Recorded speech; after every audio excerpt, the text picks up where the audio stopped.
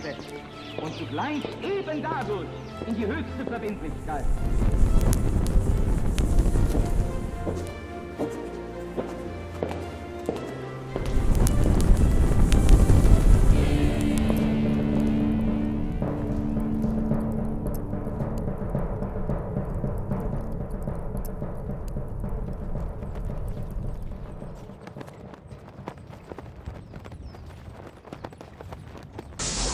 Bienvenidos una vez más a otra emisión de La Brújula, este nuevo ciclo que comenzamos, año 2023, muy contentos de retomar, muy gratificante, ¿no? Volver a encontrarnos en la pantalla, como siempre, en estos últimos 2 años ya que tenemos. Ya 2 años en Conclusión TV. En Conclusión TV, Así que es. se ha convertido en nuestra casa, siempre somos bien recibidos, estamos muy contentos de compartir con ustedes esto que insisto, que y siempre uno lo dice con la humildad de los propios comentarios, que son los que lo fogonean. Por supuesto. Esto que se ha convertido en una suerte de clásico. Para los que nos siguen, así lo han mencionado. Con su propia no se me hubiera ocurrido a mí nunca, de propia cosecha, llamarle clásico al propio programa. Calificarlo de esa manera, instituirlo como pero tal. tengo las pruebas fehacientes de que así el clásico de La Brújula o algo así lo han llamado. No es una cuestión... Y no es una única vez que lo escuché, lo leí en los comentarios sobre todo. Sí, tal cual, no es una cuestión de autobombo. No, que aparte sería muy... uno muy nunca... de nuestra parte, nunca saldría a relucir con la propia caja de resonancia algo que a decir que está a la altura de un clásico. Pero bueno, clásico también porque del año que viene cumplimos 10 años en total. Es decir, si uno se pone a pensar, recién hablábamos con gente de la producción, que nosotros los primeros programas, las primeras emisiones fueron por allá en marzo, abril del 2014, y falta nada, si uno mira todo lo que es el trayecto recorrido por esta iniciativa, que fue siempre espontánea y pasando un momento grato en conversaciones televisadas, eso es La Brújula. Estamos pronto, mirando el grueso de nuestro historial, a cumplir la década, y eso no es poco, ¿no? No, para nada, ciertamente. Así que bueno... tenemos que agradecerle al público, por supuesto, que nos aguanta. Sí. Nos encomendamos a la Virgen, ¿no? A la advocación de la Virgen de Schoenstatt. Es madre, es reina y es educadora. Siempre nos ponemos bajo su manto de protección y amparo para hacer este programa, esta propuesta, esta empresa, y nos encomendamos a ella. Antes de introducir al tema, quería hacer dos comentarios. Uno, una noticia un poco triste, a mí realmente me sorprendió y no sin algún dolor, lo admito, que es el fallecimiento de nuestro amigo Hugo Verdera. Así es. Que fue compañero nuestro en TLB1 cuando empezamos en aquellos años justamente a emitir La Brújula. Él tenía su propio programa, ¿no? El Compromiso del Laico, creo que te ha invitado a conversar. Yo también he sido entrevistado por él en algún momento, tendría que buscar el programa donde quedó archivado.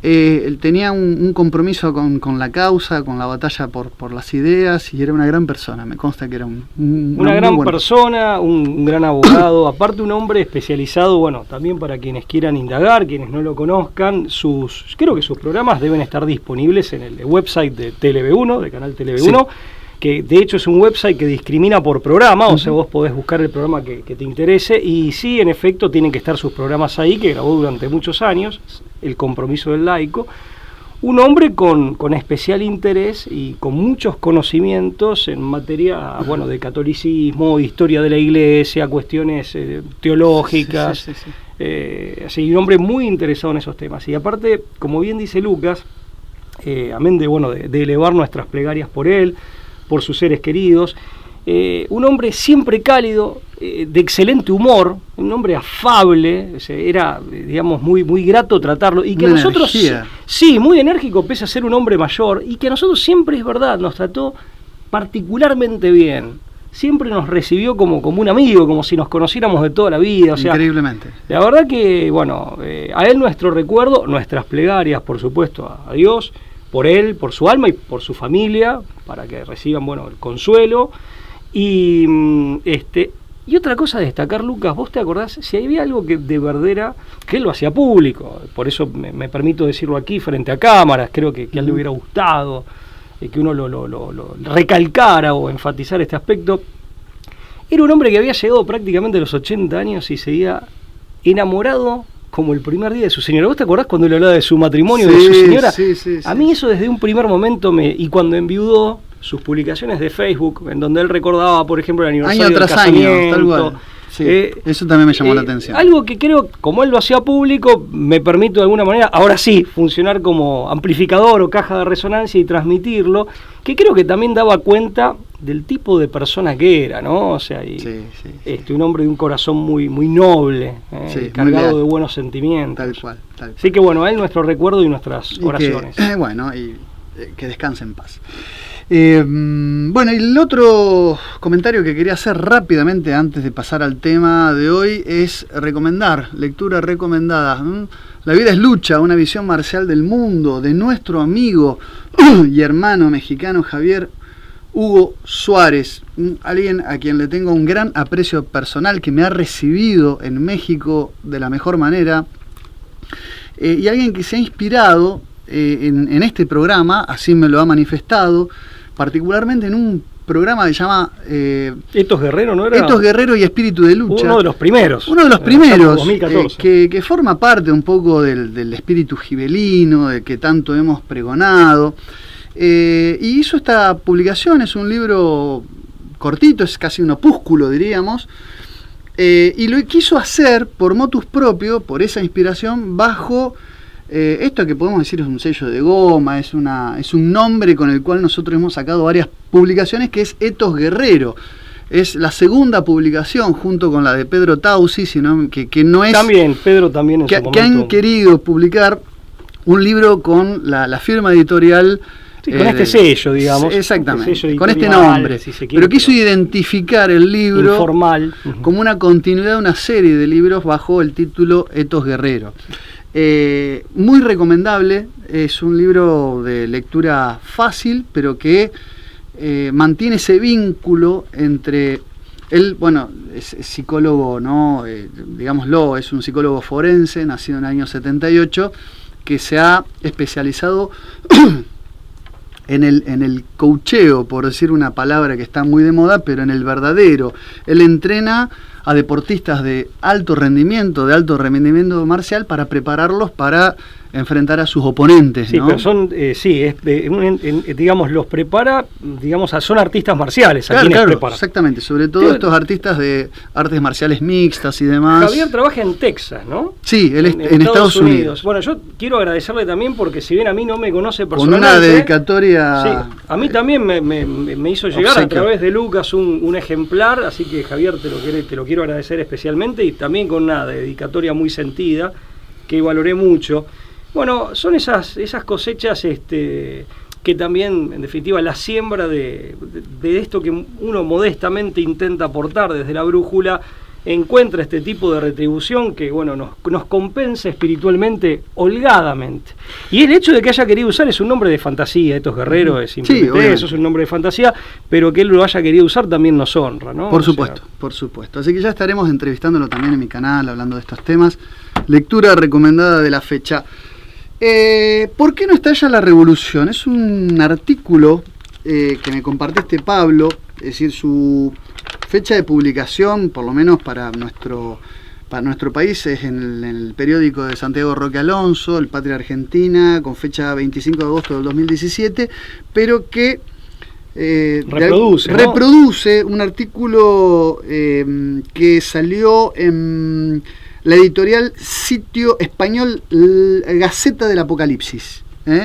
Es un texto publicado en España por primera vez, que plantea por qué los pueblos en el mundo actual, en un mundo masificado, en un mundo ingenierizado, son incapaces de la revolución, entendiendo por revolución el estallido social frente a una situación indignante, de injusticia. Es decir, ¿por qué no se puede dar el Fuenteovejuna, del que ya hemos hablado en esta misma señal? Y plantea algunas cuestiones interesantes y me gustaría que hagamos, si te parece, Pablo, un pequeño análisis crítico.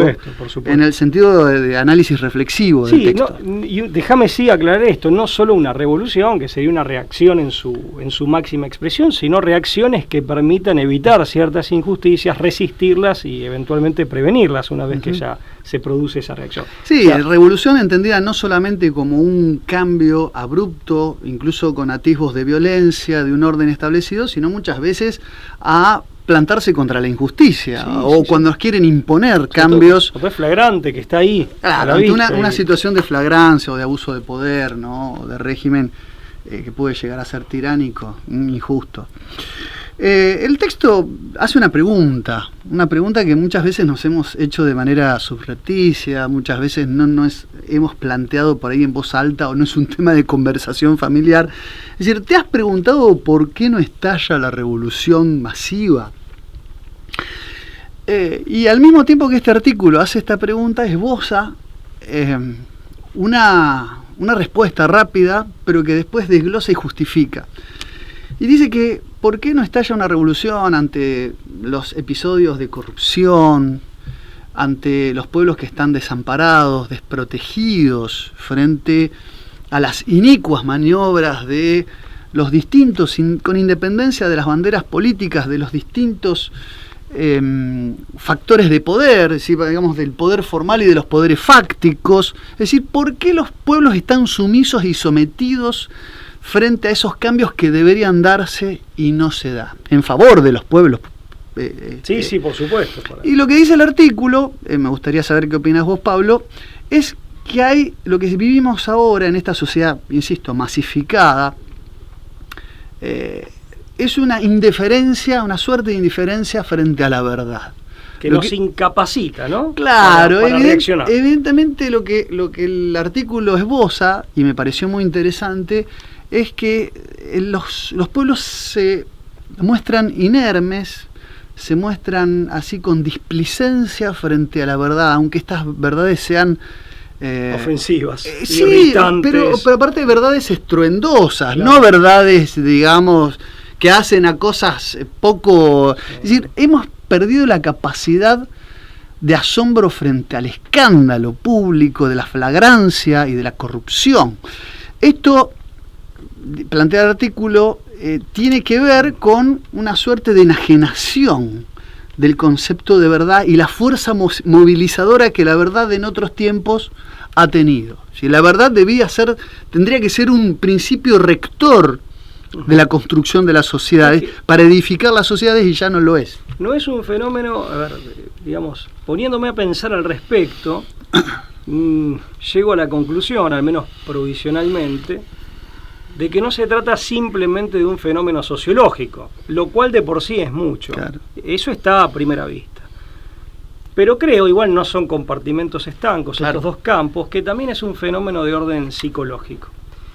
Porque vos decías la incapacidad para la reacción, que se traduce en apatía, en indiferencia y en pasividad, pero pasa algo adentro, por dentro de cada uno de nosotros, que tal vez podamos definir, al menos provisionalmente, como incapacidad para la indignación. Y este es un tema en el cual no lo aborda el artículo. El artículo, en todo caso, es un gran disparador. Sí. Ofrece una tesis muy interesante que la vamos a exponer, pero que, más allá de su exposición, creo que amerita ser rellenada o complementada, modestamente, con otras observaciones. Y acá me gustaría hacer un primer señalamiento. No es, en lo externo es apatía, es una cierta indiferencia, al menos claro, en la apariencia. Es, digamos, una pasividad, objetivamente hablando, una pasividad desde el punto de vista de los comportamientos, pero internamente pareciera ser una incapacidad o un adormecimiento que impide esto que yo por lo menos quiero poner en estos términos, la indignación, que es la que normalmente motoriza las resistencias. Claro, lo que pasa es que, y acá me meto en un tema muy problemático, que en todo caso lo dejo planteado y lo volvemos a abordar después del desarrollo del tema, sí, porque se puede indignar quien tiene plena conciencia y conserva pleno sentido de la propia dignidad, o de la dignidad de aquel que está siendo agraviado, porque esto es como la legítima defensa, puede ser en propia o de un tercero, ¿no? Esto, y voy al tango y adelanto esto nada más. el tango del año 35, si no mal recuerdo, de Enrique Santos Discépolo. En la letra dice: en el mismo lodo todos manoseados. En la masificación y en estas sociedades donde cunde la injusticia y hay una suerte de, entre comillas, normalización de lo injusto, se pierde el sentido del escándalo, pero a la postre se pierde el sentido de la propia dignidad, de la propia y de la ajena. Claro. En ese lodo donde estamos todos manoseados, difícilmente el sentido de la propia dignidad, que es el que te permite indignarte y a partir de ahí motorizar una reacción. Este es un primer punto, insisto, no es de los puntos que toca el artículo, en el sentido no forma parte de la tesis del artículo, pero es complementario. Es que la indignación tranquilamente podría ser un efecto directo de una verdad no grata, recibida de manera incómoda, una verdad inhóspita nos debería llevar a la indignación, y la indignación nos debería llevar a la acción. La verdad, en otros tiempos, y esto un poco lo esboza el artículo, tenía una fuerza movilizadora, tenía una fuerza, hoy está de moda el término de empoderamiento, porque el que tiene la verdad tiene un poder. De hecho, los medios de comunicación, si dijeran, lamentablemente muchos no lo hacen, si dijeran la verdad, pueden lograr una suerte de contralor sobre aquellos que tienen los poderes formales, y la verdad puede llegar a modificar la realidad. Me detengo en esto. Cuando Santo Tomás de Aquino, nada menos, ¿no?, en su cuestión sobre la verdad, de Veritate, que forma parte sustancial del corpus del pensador de Rocaseca, trata de la verdad. Es muy complejo, son muchas las cuestiones que aborda, además con su metodología como la de la Suma Teológica, dividida en cuestiones y con refutaciones y objeciones a las cuales después da la explicación. Las disputas, claro, las disputas. Claro, la cuestión disputata, digamos, que esboza Tomás de Aquino. A la verdad la entiende en sede teológica, que serían las verdades de fe, básicamente. La verdad la entiende en sede filosófica, que serían las verdades de razón, pero a su vez esas verdades de razón las desglosa de dos modos. La verdad como una virtud conexa a la justicia, es decir, la persona virtuosa que se maneja con la verdad y que hace de la verdad el vehículo de la justicia, y que sería una filosofía de la praxis, y más en sentido metafísico teológico, la verdad como trascendental del ser. ¿Qué sería la verdad como trascendental del ser? Es la cuestión de que tiene que haber una relación de correspondencia entre la cosa y el entendimiento. Es decir, nosotros acá está el realismo tomista. Nosotros entendemos a la verdad y nosotros nos ayornamos por principio de realidad a esa verdad objetiva que está fuera de nosotros. Cuestión que en la filosofía, después del nominalismo, empezó a entrar en hecatombe. Pero digo, esta idea de que la adecuación entre la cosa y el entendimiento no es menor para entender que las sociedades que no se apoyan en la verdad, que no se fortifican, que no se construyen con base en la verdad, tienden a la fragmentación y a la disolución. No solamente es un problema moral, sino también que desde el punto de vista sociológico, la verdad construye sobre realidad. Y si se construye sobre realidad, el sustento que tiene esa sociedad es promisorio. En cambio, el que se apoya en la mentira se alimenta de viento. Es decir, se construye su casa sobre arena. Exactamente. Sobre una base en última instancia se genera una volatilidad social. Claro, porque aparte una atomización. La mentira per se implica una contradicción. No solamente es inconsistente, sino que implica una contradicción con la realidad de los hechos. Una cosa que está anticipada en Agustín, en San Agustín, 900 años antes de Tomás de Aquino, es que, en definitiva, sin verdad no hay justicia. O sea, sobre la base de la mentira no puede haber justicia. Y en Psicología Humana, Castellani dice, los niños, y después como que se corrige, porque en definitiva agrega, en realidad los hombres, en el fondo no toleran la injusticia.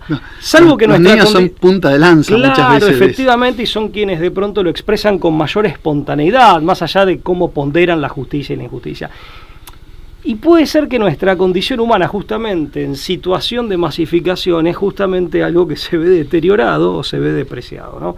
como para no, digamos, como para que queden claros.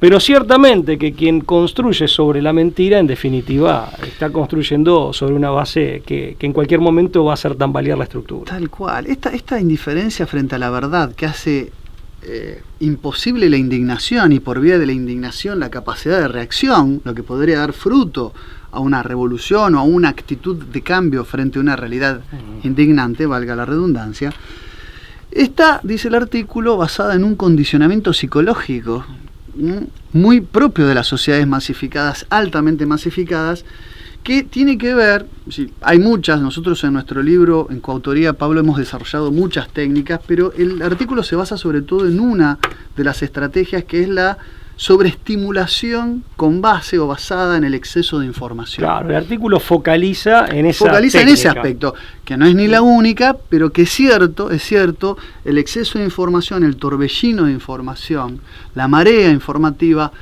genera un problema a la hora de lidiar con la verdad.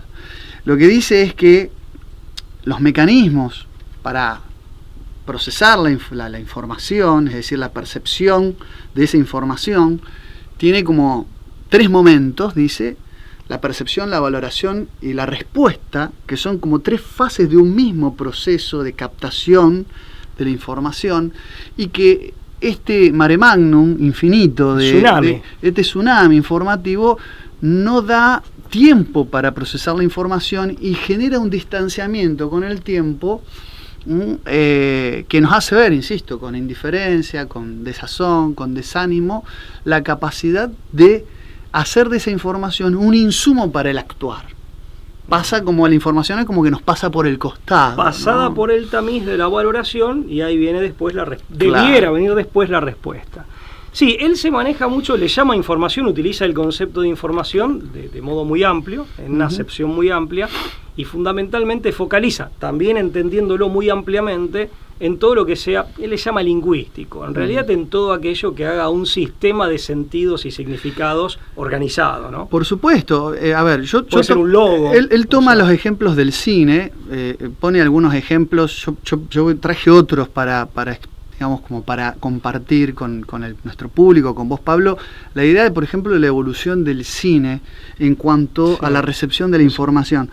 Por ejemplo, cuando hoy una escena de una película, ya de las primeras filmaciones, o sea, las primeras apariciones, ¿no?, del séptimo arte, el público nos parecen aburridas, de un ritmo un tanto lento. O sea, el primer cine era una suerte de teatro filmado, donde los actores entraban y salían de escena como si una cámara fija, el cine mudo estoy hablando, ¿no? Los primeros que lograron un impacto muy fuerte fueron los hermanos Lumière, ¿no? El 28 de diciembre del año 1895, cuando hicieron La llegada del tren, porque enfocaron un tren en perspectiva, en profundidad, y los hermanos Lumière, si mal no recuerdo, Auguste Marie y Louis Lumière, lograron un impacto donde una porción del cine que estaba viendo esa llegada del tren directamente no entendió la imagen, lo miró con desconcierto, porque se trata de una reducción, hay 2 dimensiones, hay es monocromático en esa época, el blanco y negro. Otros entendieron la imagen y se asustaron, pensaron que un tren los iba a llevar puesto. Imagínate la ingenuidad de la lente con la que se interpretaba esa información.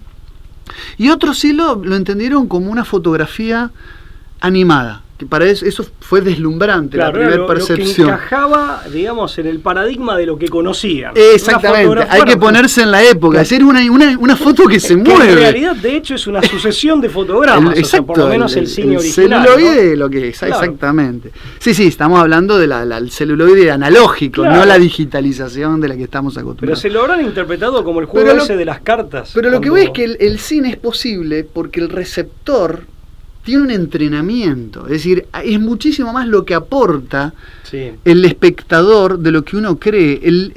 Se requiere un esfuerzo de lectura del cine. Las primeras imágenes filmográficas no fueron recepcionadas de la misma manera y se requería de una especie de pedagogía hacia el espectador. Vos fíjate que los rusos, que fueron los que realmente desarrollaron el montaje como lo conocemos hoy, esta idea de hacer primeros planos, recortar una imagen y encadenar cosas que fueron filmadas por separadas, pero hacer un único relato. Estoy hablando de Sergei Eisenstein o de Lev Kuleshov, que fueron los realmente intelectuales rusos, vamos a decirlo así, los intelectuales rusos del montaje. Estudiaron esta idea, por ejemplo, de poner a una persona mirando por la mirilla de una puerta, ¿no? o a través de un cerrojo, para después poder hacer un plano detalle.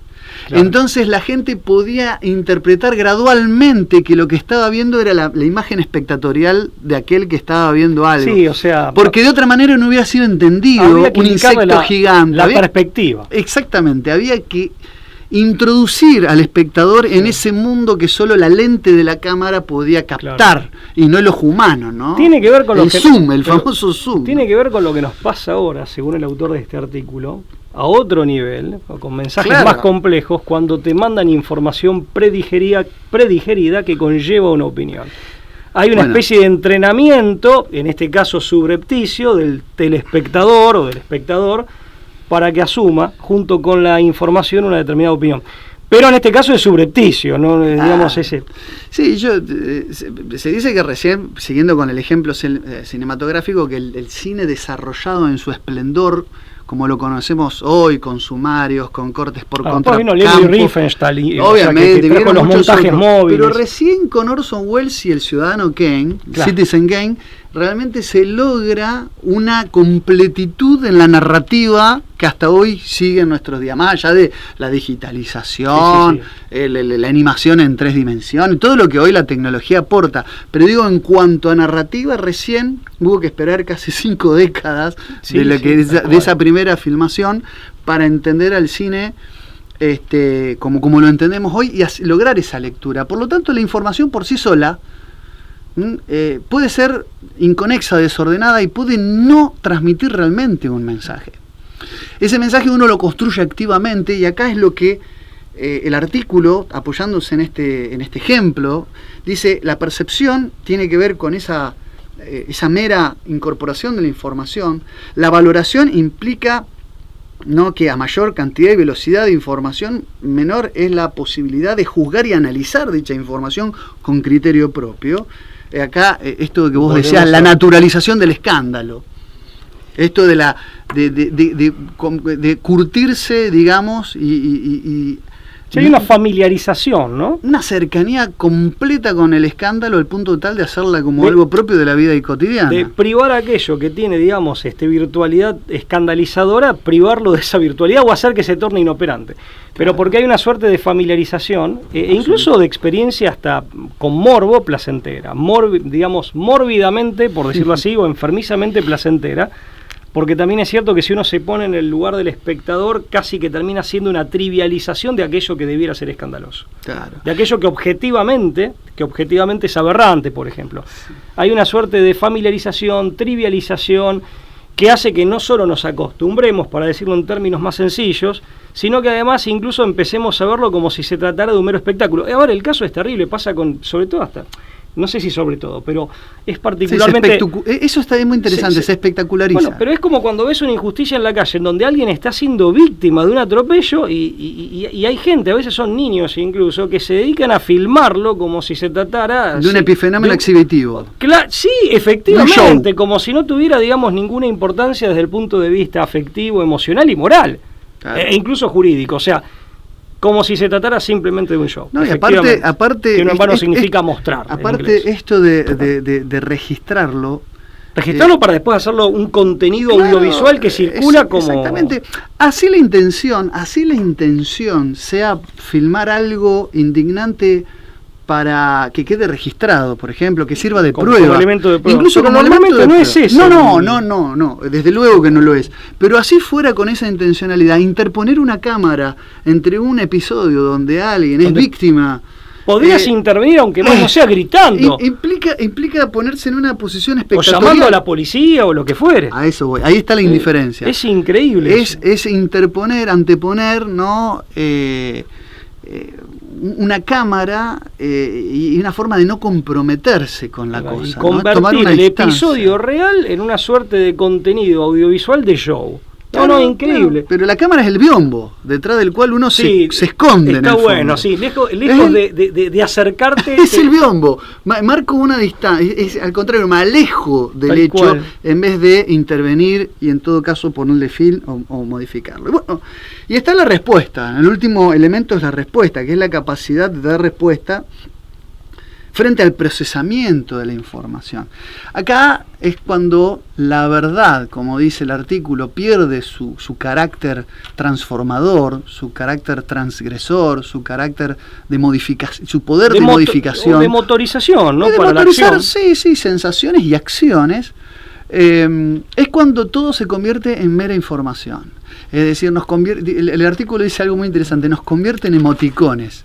Podemos reaccionar, pero al punto de expresar distintas caras o gestos, y no pasa de ahí en la reacción. Es decir, el artículo se indigna con esa suerte de exhibición de los estados anímicos que me genera una situación, con una carita, sí, pero no de la capacidad de tomar las riendas y de modificar aquello que me está indignando, ¿no? Tal cual. Respecto de esa sobreabundancia y sobre todo no solo la superabundancia, sino también la vertiginosidad de la información, toda la sobreestimulación que esto implica, en lo cinematográfico él hace una comparación muy interesante. Él lo hace con los westerns, con las películas de vaqueros, de cowboys, y incluso con películas un poco más cercanas en el tiempo. Por ejemplo, la escena en El Padrino 1, cuando Michael Corleone mata al oficial de policía y al narcotraficante creo que era de apellido Solozzo. Entonces es una famosa escena icónica de la película, de la saga, en el bar con un Al Pacino todavía muy joven. La escena hoy, si la comparás con una escena de acción y de cierta violencia en el cine de hoy, realmente la ves y la comparás y en el contraste aparece como sumamente lenta. Claro. ¿Por qué? Porque era un espectador, eso lo explica bien el autor de este artículo, era un espectador, el de los años 70, fíjate que está mucho más cercano del estamos tiempo. Hablando de Francis Ford Coppola en los años 70, ¿no? Y aparte un señor director, un director con una experticia técnica, superlativa, pero estamos hablando de un espectador que estaba acostumbrado a otro ritmo en cuanto a los estímulos y la información. Bueno, la información que recibía y los estímulos que ésta implicaba. Sí, no era Guy Ritchie o Darren Aronofsky, digamos, a la hora de narrar, era más lento, era más... Totalmente, eso se ve incluso con los dibujitos animados, con los chicos. Entonces, esa velocidad tiene que ver con también cerebros que están ávidos, están acostumbrados y hasta tienen, podríamos llegar a decir, una suerte de adicción a una sobreestimulación, no solo por la cantidad de información, sino por la velocidad con la que muchas veces se nos vomita encima. Perdón la expresión. Sí. Esto genera dos efectos. En primer lugar, yo le llamaría, no son los términos del autor, aunque va en la misma línea, en términos de... son dos psicólogos sociales del Instituto Tavistock, los hemos citado, Emery y Trist, Frederick Emery y Eric Trist, la fragmentación de la atención, que ya Adorno en la televisión y los patrones de la cultura en los años 50 lo había advertido, más allá de que también ha participado en experimentos para utilizar esto, pero... hay una fragmentación de la atención, uno nunca termina de focalizar, por eso la máxima opinión, como dice el autor de este artículo, ahora sí vuelvo al autor, es el tuit de 140 caracteres o el emoticón, y se terminó.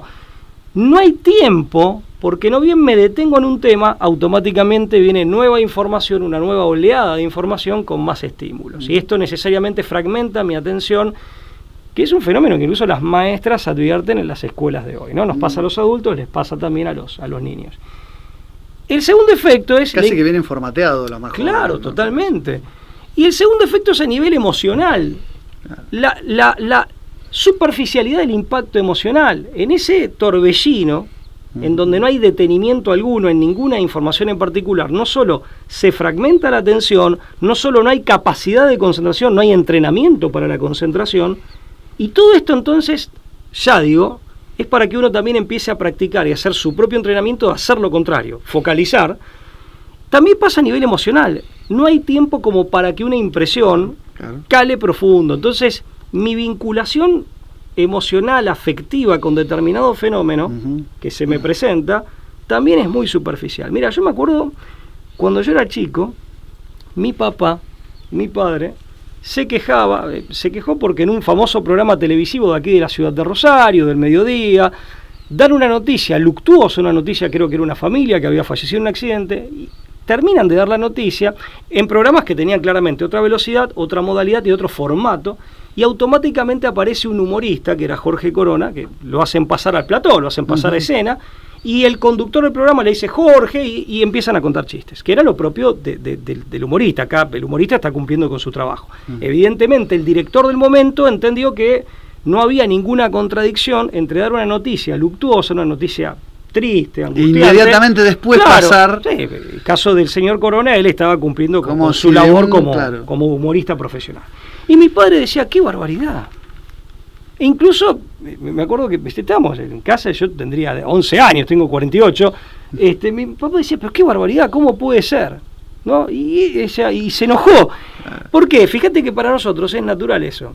No, nosotros ya venimos. O sea, para nosotros quiere decir las generaciones. Sí, esa compartimentalización de la nota de color, el capítulo gracioso, el chiste, mechado con información seria. Si yo me compenetro con lo que acabas de informar, necesariamente voy a estar triste. ¿Qué tiene que ver con eso que vengas a contarme chistes? Claro, bueno. Pero tiene que ver con esa vertiginosidad. Es que eso forma parte, es un intento de reducirlo todo a información. Porque que dé todo lo mismo. Claro, en todo caso es información clasificada en distintas partes, ¿no? de un mismo formato televisivo, de un programa.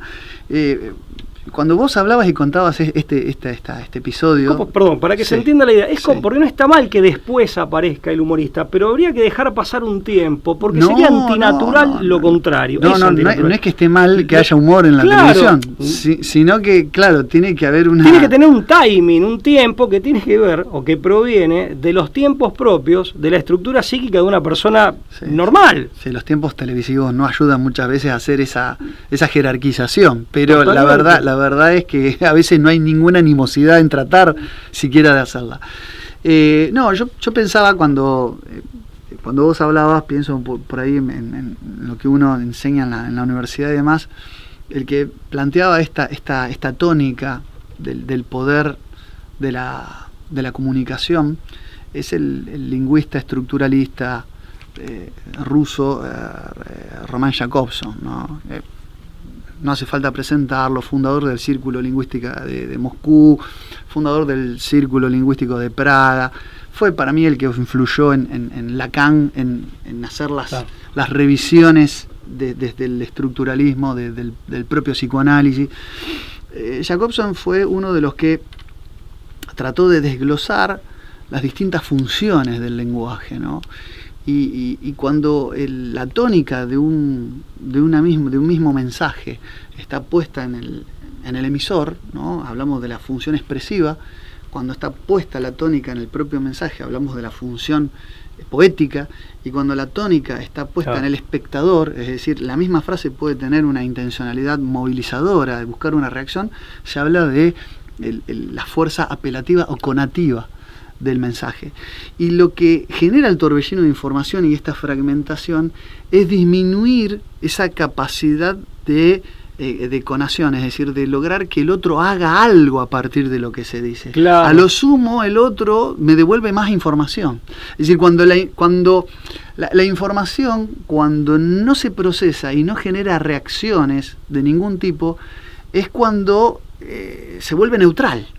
Esa neutralidad, neutral en el sentido no de que no tenga una carga ni ideológica ni expresiva, sino que se vuelve neutral en cuanto que no genera nada. Resbala, se convierte en una cosa resbaladiza justamente que nos pasa por al lado. El exceso de información tiende a incrementar los niveles de, exacerba la carga informativa por detrimento de la carga apelativa que tiene esa información. Totalmente. Es decir, nos vemos impertérritos, indiferentes, atónitos a la información y a lo sumo podemos devolver más información. Pero no pensamos hacer nada con eso. Es un tratamiento de la información deshumanizante, que no tiene que ver con los ritmos propios del ser humano.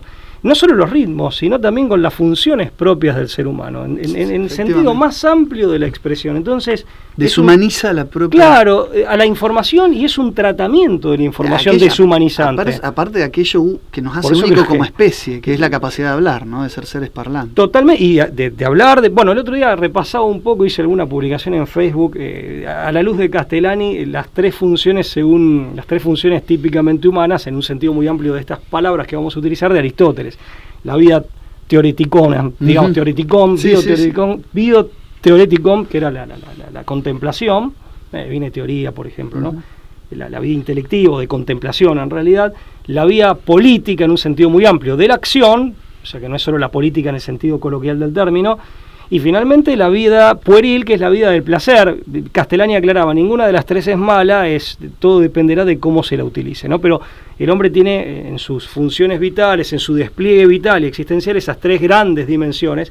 Y decía, coincide con algo, después citaba a Castellani de Kierkegaard, ¿no? Como Kierkegaard o Kierkegaard, como le quieran decir, en definitiva. Sí, el filósofo danés. Claro, bueno, pero siempre digo, estos autores a veces nos dan esos parámetros que muchas veces uno en la vida moderna y posmoderna olvida completamente o tiende a olvidar. Y este manejo de la información no tiene nada que ver con ninguna de esas tres funciones vitales, o tal vez tenga algo que ver con la última, lo que tiene que ver con lo placentero, lo pueril, pero precisamente pretende alimentarte con información vinculada a temas serios o a temas graves en el sentido también amplio de la expresión. Con lo cual no son temas pueriles y sería un error puerilizar temas de gravedad, cuestiones o asuntos de gravedad. Mirá, pero yo por lo menos me gustaría insistir en esto. Sí, y tenemos que ir redondeando. Ese exceso de información genera fragmentación, una incapacidad para prestar atención, para focalizar la atención, una fragmentación de la atención en lo intelectivo y en lo emocional también, un poco esta indiferencia del me resbala, no me conmueve. En definitiva genera, digamos, no cala profundo, lo cual también tiene que ver con impedir la indignación que yo decía antes. Yo traería otro elemento más que el autor no lo menciona. A tenor de Nietzsche, viste que Nietzsche con la verdad, a él no le preocupa tanto la objetividad de la verdad, ni los elementos subjetivos que intervienen, mejor dicho, en el conocimiento de la misma, sino su carácter trágico. Él destaca, cuando se dedica sobre todo al complejo de Edipo, a la historia, no al complejo, a la historia de Edipo. Sí, de Edipo Rey de Sófocles. Claro, él va a la fuente, ¿no? El tema es anterior del complejo de Edipo. Claro, efectivamente, por eso el complejo de Edipo es una elaboración freudiana a partir de la misma historia. Pero en definitiva, claro, hablando del Edipo de Sófocles, él destaca, Nietzsche destaca el carácter trágico de la verdad. Muchas veces también esto viene bien como escapismo. A veces, como decía Jack Nicholson en A Few Good Men, en Cuestión de Honor, según el título en castellano de la película, no puedes manejar la verdad, ¿no? En un famoso episodio de esa película con un muy joven Tom Cruise. No saben qué hacer con la verdad, claro, algo así. Dice. Más allá de que el personaje no saben cómo lidiar con la verdad. You can't handle the truth. Bueno, más allá de que el personaje de Nicholson era particularmente antipático, pero no importa.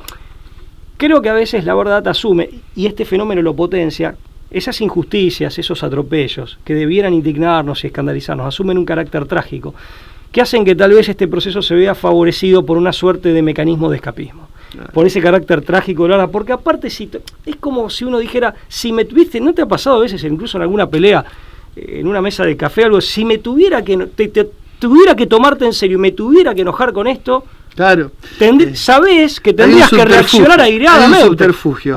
Tratamos de ser indiferentes con la verdad porque sabemos que no podemos ser indiferentes con la tragedia.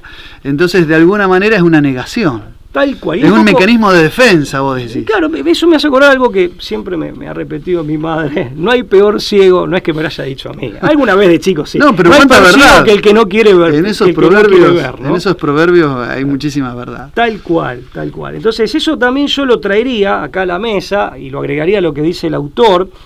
Y finalmente, a ver, después, ¿por qué no hay reacciones?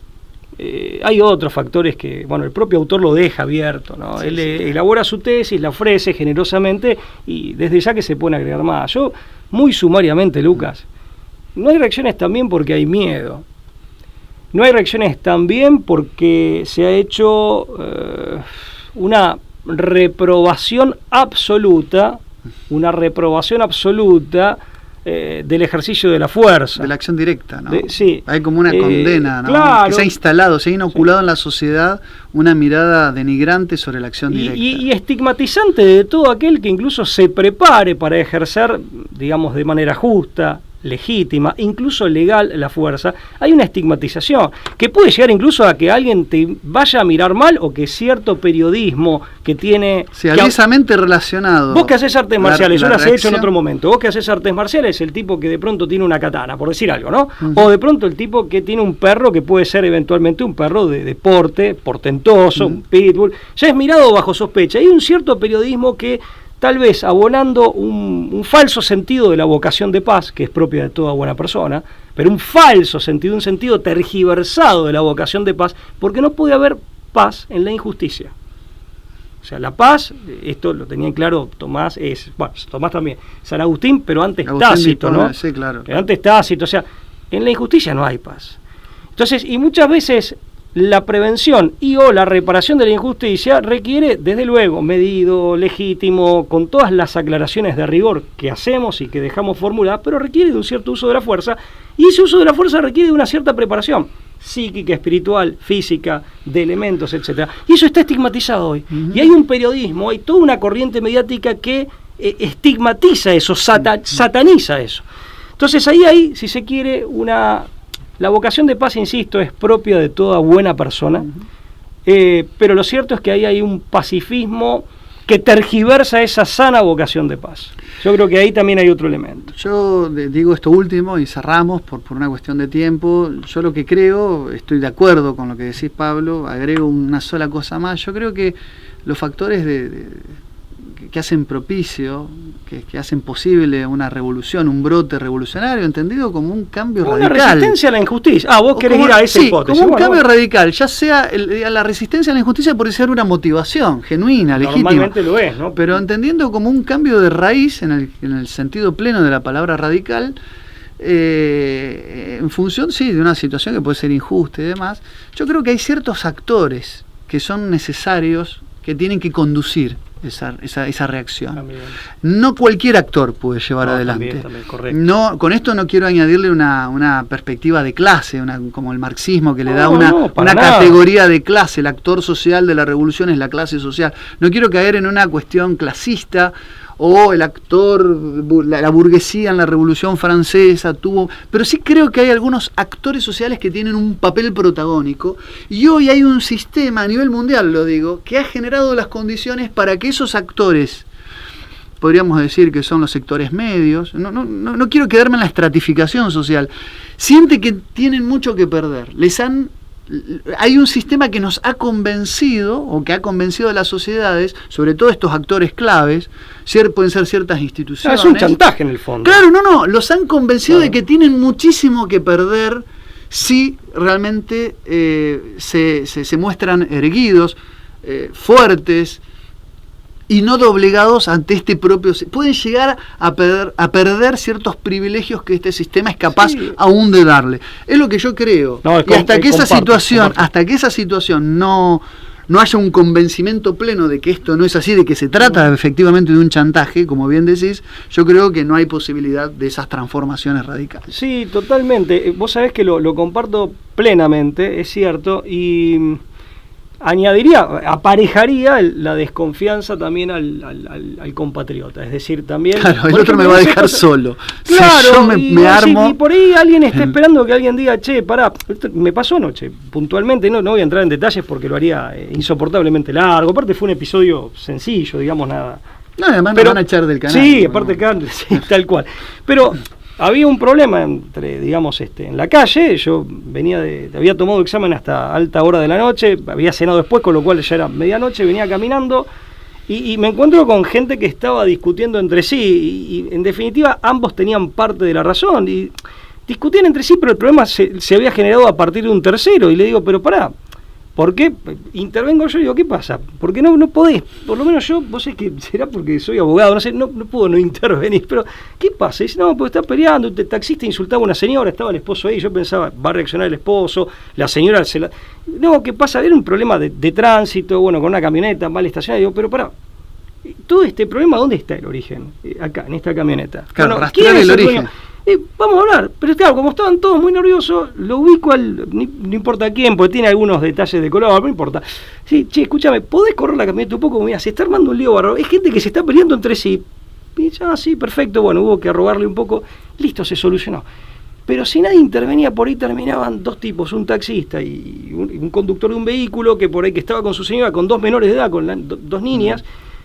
Una cosa muy muy grave, y decir, pará, era tan fácil de solucionar, pero por ahí a veces... Eso habla cierto individualismo, la desconfianza de que el otro siempre va a esperar lo peor de mí y yo tengo que esperar lo peor del otro. Y en realidad lo cierto es que tal vez, desde luego que uno tiene que separar la paja del trigo, y quienes de ustedes están en la calle, que seguramente son o todos o casi todos, que trabajan, salen a estudiar, están en la calle, hay que hacer esos distingos, pero no puede ser que uno asuma de que nadie te va a acompañar, o de que necesariamente el compatriota, el vecino, o quien eventualmente está al lado tuyo se va a comportar mal o de manera insolidaria.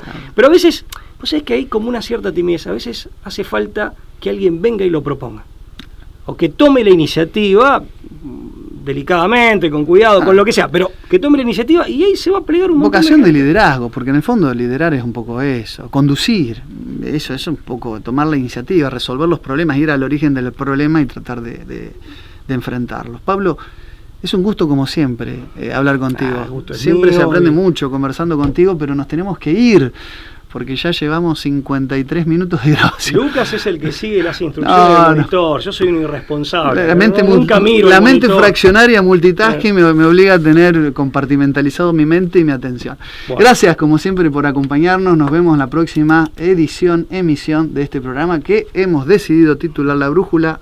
Chau. Chau, hasta luego.